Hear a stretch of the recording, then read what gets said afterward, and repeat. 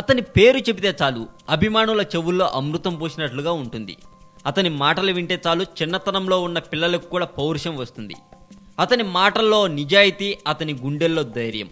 ఇలా చెప్పుకుంటూ పోతే ఇంకెన్నో చెప్పాలి. ఇంత చెబుతున్నా అతని పేరు చెప్పలేదేంటి అనుకుంటున్నారా? అతనే పవర్ స్టార్ పవన్ కళ్యాణ్ గారు.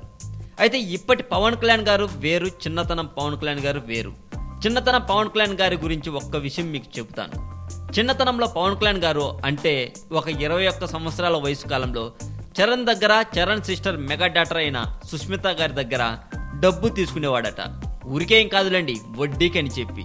ఆ సమయంలో పవన్ కళ్యాణ్ గారి దగ్గర ఖర్చులకు డబ్బు లేకపోతే చరణ్ని, సుష్మితని గదిలోకి పిలిచి వాళ్ళని బుజ్జగించి, మీకు వడ్డీ వేసిస్తాను, నాకు సినిమాలు చాలా వస్తాయి కదా, డబ్బులే డబ్బులు, అవన్నీ మీకే, అందుకే మీ దగ్గర ఉన్న డబ్బులు నాకు ఇవ్వండి, వడ్డీ వేసిస్తాను అని చెప్పి వాళ్ళ దగ్గర తీసుకునేవారట పవన్ కళ్యాణ్ గారు.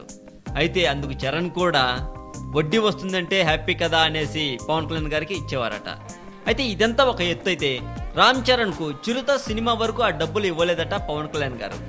అప్పుడప్పుడు ఖుషి సినిమా టైంలో మా డబ్బులు ఏవి అని పవన్ ని అడిగి బాగా నవ్వుకునేవారట ఫ్యామిలీ అంతా కలిసి.